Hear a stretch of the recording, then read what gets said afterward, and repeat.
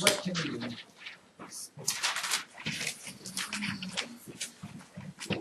Under fractions, and then under comparing fractions, and then under comparing this in the day, we get a third subheading, and the comparing fractions is using decimals.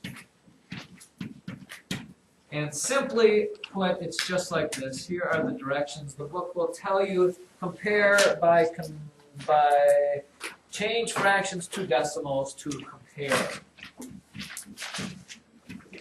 Change fractions to decimals to compare. Now, if you're given those instructions, what do you suppose that means?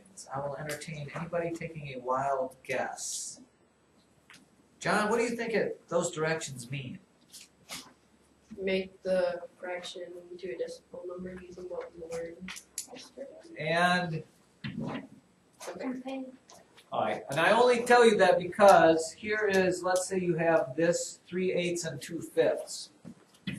3/8, 2/5.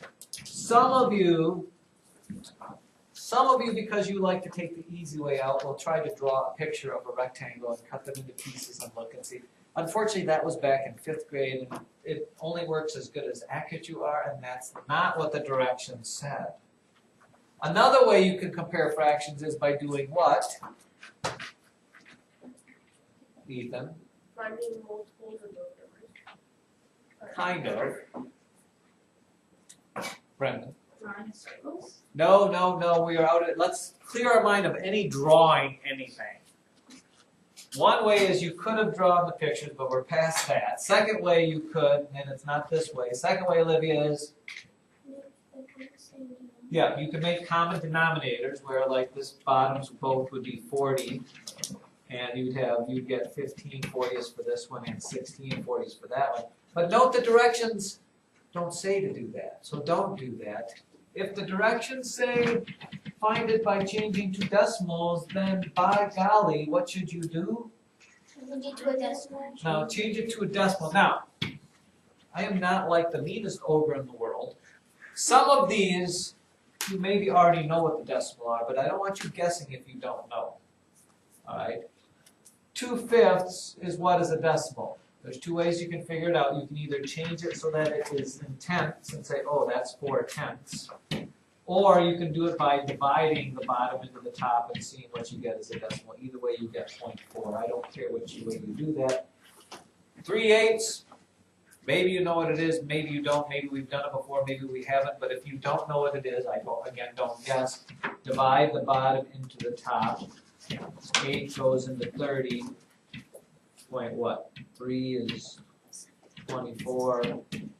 7 is 56, and then you get 40, boom, 0.375. So now, once you get them both in decimal form, which one's bigger and why, Charlie? Who's bigger? 0.375. Is not bigger. Charlie, why is 0.375 not bigger than 0.4? Because you can always add zeros on the end of this, so you're telling me that 375 is bigger than 400? That's a negative there.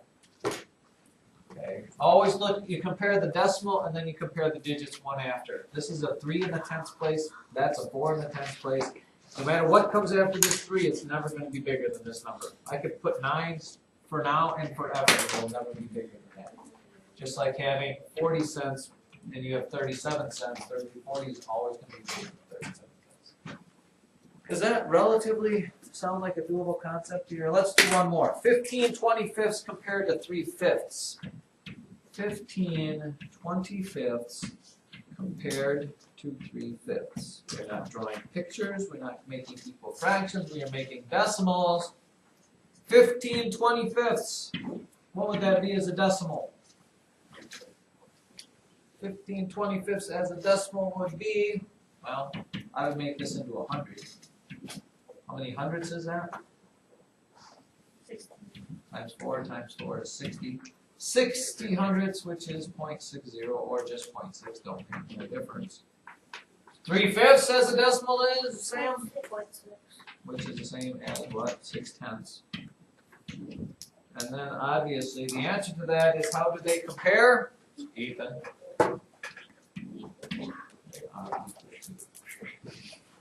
Alright, so please, please, please, if it says to do this, do that. Don't try to be wasteful.